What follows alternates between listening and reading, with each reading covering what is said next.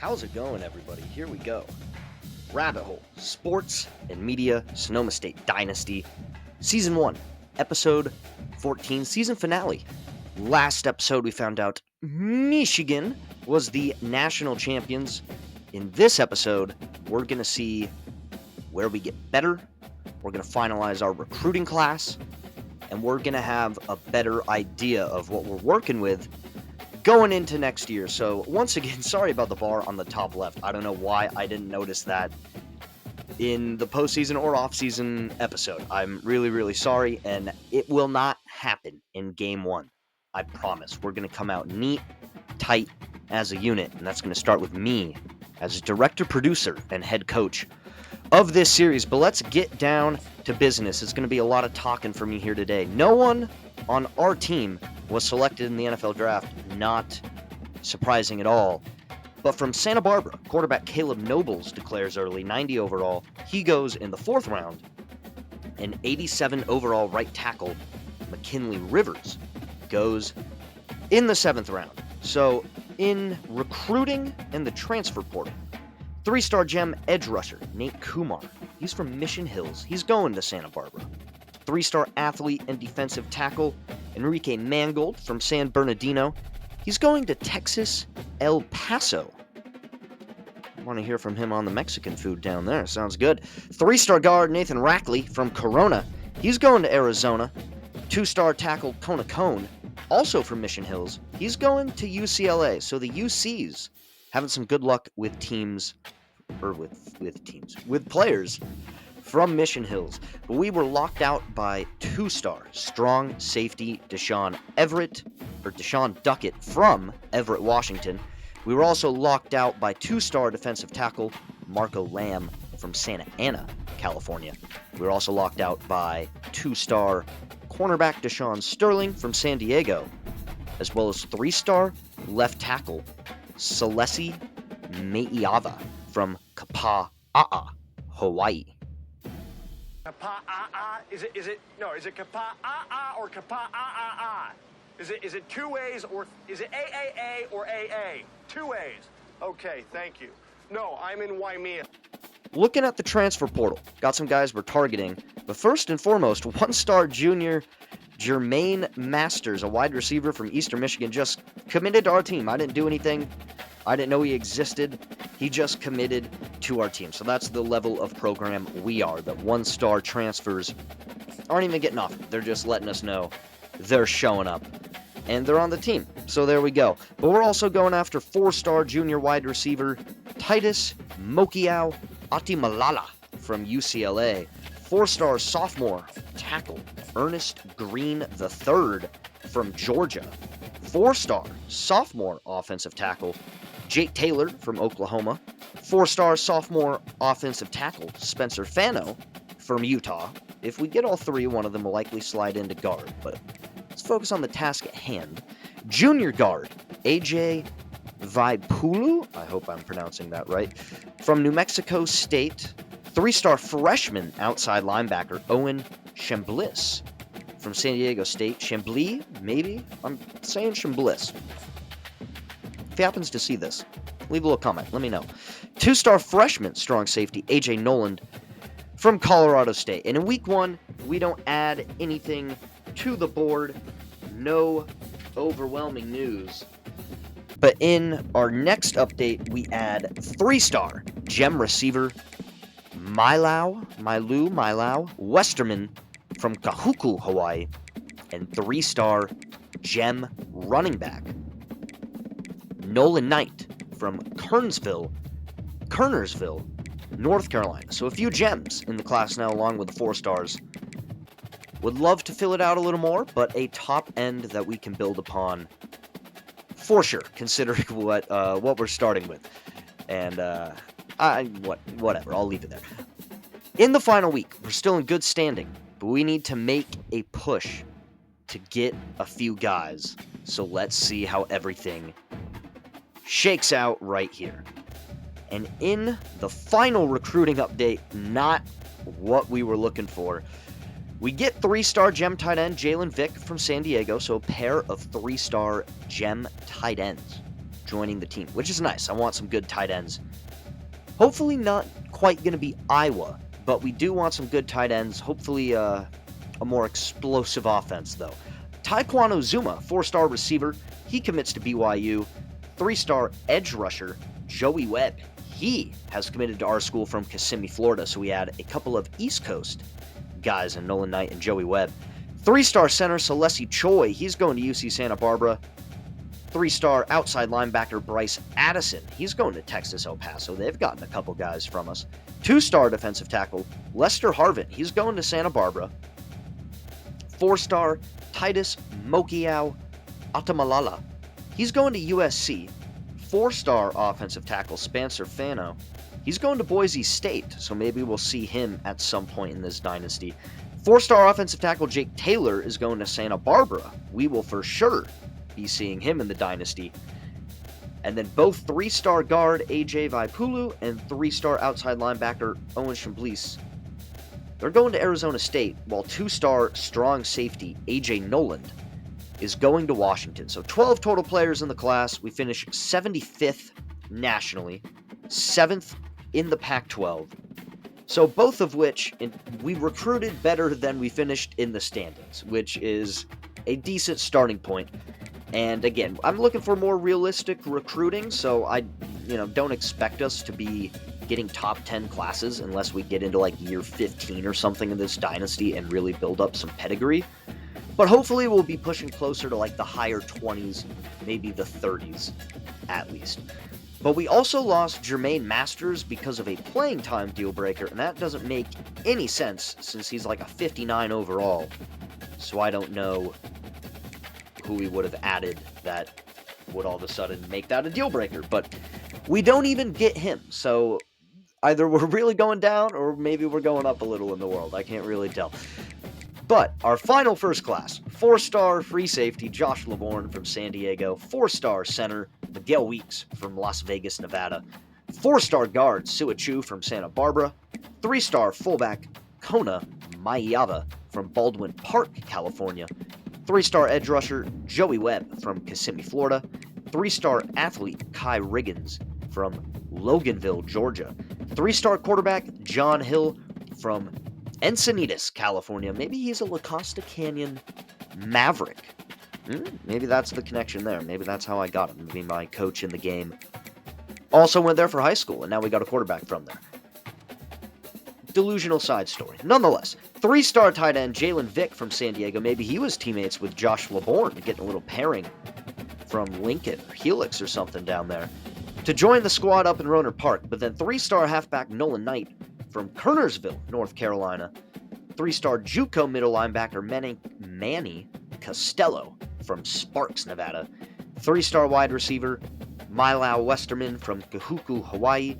And 3-star tight end Bradley Ankrum from Concord, California. So unfortunately, only one local to the area guy. But hopefully that will go up going forward. I felt like we started with so many on the board, and then they all gave us the hand, told us to shove it. So sick. Hopefully not something that continues. But we're going to go into some position changes, starting with some freshmen. So Kai Riggins comes in as an athlete. He was projected to be a linebacker, but I'm going to try him at strong safety. He doesn't have great block shedding for a linebacker, but it would be very good as a safety. His zone coverage is good enough to play at safety. His man would have to get better, but I do rotate out that strong safety position in third down / obvious passing down situations, so hopefully we would minimize that being too much of a problem, and his movement ratings are more than good enough. He's already one of, maybe not our fastest strong safety, but one of, if not the fastest strong safety we have. So he's going there. Sua Chu, I'm going to put him at left tackle, just primarily because of his profile compared to the rest of the linemen we have. I think he best projects as a left guard or right tackle long term. So we'll see if he even ends up starting at left tackle as a freshman. But center Miguel Weeks, he's going to play right guard, has the strength and power ratings I'm looking for right there. While sophomore D-end Kobe Gardlin, he's going to go to left outside linebacker. That's more of our strong side edge rusher, and I feel like he's going to be a really good run defender on the outside, and I feel like we have more depth on the inside, and his size profile would fit better in a more outside defensive technique.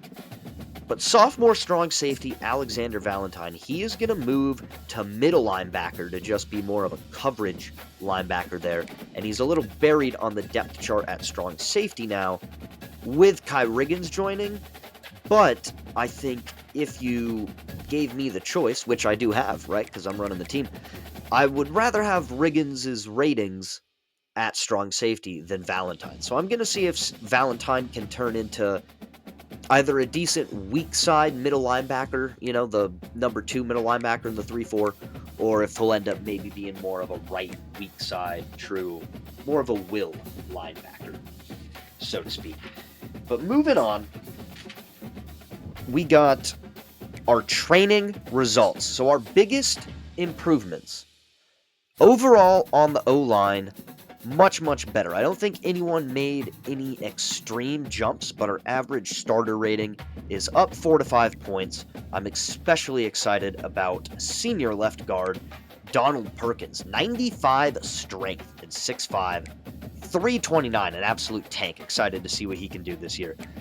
I'm excited as well about the agility and strength improvement, as well as the overall blocking ratings on senior right tackle Kalen Franklin, 6'7", 315.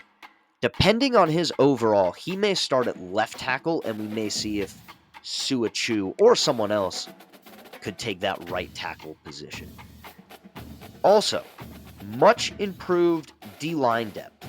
Deshaun Weeks, DJ Dean, Cade Bloom, Joshua Townsend, Noah Forsythe, Devin Skates, Couch Smith, I forget his first name, I think it's James, Ali McCray, all playable in some variation of an interior technique. I mix both 4-3 and 3-4 fronts. I'm going to make a video that'll probably come out before the first game of next season where I go a little more into my schemes and kind of explain what I'm trying to do. And I'm going to try to make it a good mix of beginner and, I don't want to say like advanced, but I think even if you don't know football scheme at all, I think I will explain some like introductory stuff well enough.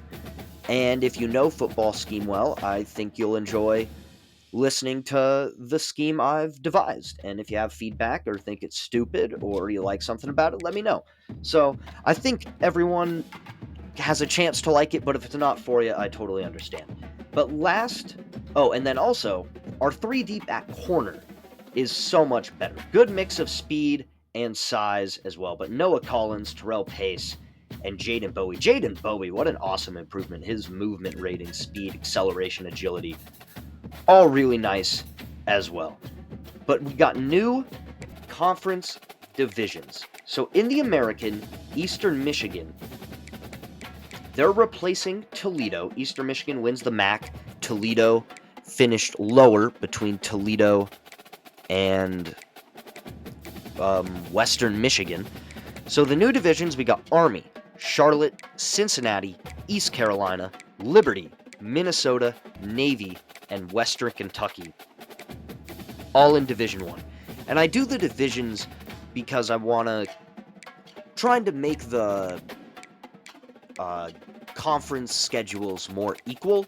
So I have the conference games played set to an equal amount to the number of teams within the number of teams you would play in the division. So 8 teams, 7 conference games. You only play the teams in your division. That's why we're changing the divisions every year.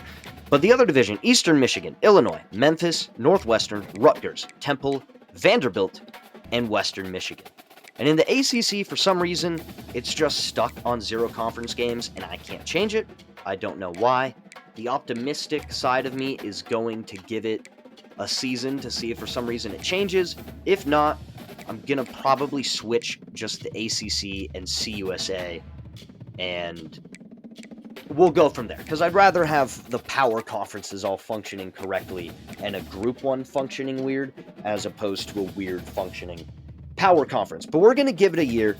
So their new divisions, it likely doesn't really matter at all, but Appalachian State, Boston College, Maryland, Middle Tennessee, who replaces Marshall, Syracuse, UConn, Virginia, and Virginia Tech, while Duke, North Carolina, Kentucky, Louisville, NC State, Pitt, Wake Forest, and West Virginia make up the second one. In the Big Ten, we got Iowa, Kansas, Michigan State, Notre Dame, Oregon, Penn State, USC, UCLA, and Washington. And in Division II, Colorado, Indiana, Kansas State, Michigan, Nebraska, Ohio State, Purdue, Utah, and Wisconsin. In the Big 12, we got Arizona, Arizona State, Houston, Iowa State, Louisiana Lafayette, Oklahoma State, Tulsa, who replaces Louisiana Tech, and then in Division II, Texas Tech, UAB, USF, Baylor, Tulane, UCF, Texas San Antonio, and South Alabama. See me crinkle my paper there. Hear me crinkle my paper there. I don't know why I reference you guys being able to visually see me all the time when you can't. I apologize for that. The group of 4, all of them are the same except for the teams relegated, and they don't have divisions because there's not enough teams for them to be big enough for that. So I'm not going to read them all off, but I will show them on the screen quickly as they come into play. But in the Pac-12, Wyoming replaces Sam Houston. Our division is Cal, Nevada, UCSB, us obviously, Stanford, Texas State, UNLV, and Wyoming. So Nevada, UNLV, and UCSB all the same. UCSB will be in our conference every season. I do in the power conferences. I may make a video on how I do the division process because I need to refine it a little bit actually because I messed up on the SEC, which we'll get to in a sec. But each team, their teams are essentially paired. So like we're paired with UCSB. And then based on last season's results, all of them are ranked on conference win percentage, and then they're allocated to divisions from there. It gets a little more complicated in the Super 2 because they have 18, so one pair would get split up every year, so I haven't really figured out a good way to do it. I can do trios, but that's kind of strange because the main point of the duo was to pair up rivals to make sure they would be playing each other every year because EA Sports, for some reason, removed protected rivals from their conference settings, which I won't get into a whole EA Sports rant right now. So anyway, this is my way of making up for that, but I messed up in the SEC because I split up Georgia and Georgia Tech because I was so focused on getting Georgia and Florida in the same division that one totally slipped my mind. So I got to refine the process in the SEC and come up with a better way. But in the SEC, Alabama, SEC so much better. Sounding like ESPN now, huh? Alabama, Auburn, Georgia Tech, LSU, Mississippi State, Oklahoma, Ole Miss, Tennessee, Texas, Division II, Arkansas, Clemson, Florida, Florida State, Georgia, Miami, Mizzou, South Carolina, and Texas A&M. And that will do it for the offseason. A lot of me talking, so I apologize if you're here for gameplay and we're like, oh, look, an episode, threw this on, and it was just my voice the whole time. I'm so sorry for that. But next time, well, I can't say for sure next time. I'm going to probably make some episodes explaining some things deeper now that we have a full season in the books. So those will probably be the next videos, but I'll probably try to release them the same day I release the first game of Season 2, which will be at Hawaii, actually. So a chance for a little revenge. We won't play them again for at least a couple years, but they're listed as a rival for us, and there's certain objectives or coaching things we can unlock with rivalry wins. So I wanted to throw them on there again. This time we're going on the road, so that'll be our Week 1 game next time. But anyway, so the other videos I'll release the same day as that game. So if you're like, I don't care about any of the other stuff, you don't have to watch. You can just watch the game. It'll be released the same day, and you won't have to feel as bamboozled as maybe you did this time. But thanks for sticking with me, everyone. Thanks for tuning in. I really appreciate it. I hope everyone's doing well. And we will be back with some gameplay. Seawolf football returning to the Rabbit Hole Sports and Media YouTube channel for Season 2. Take care, everyone.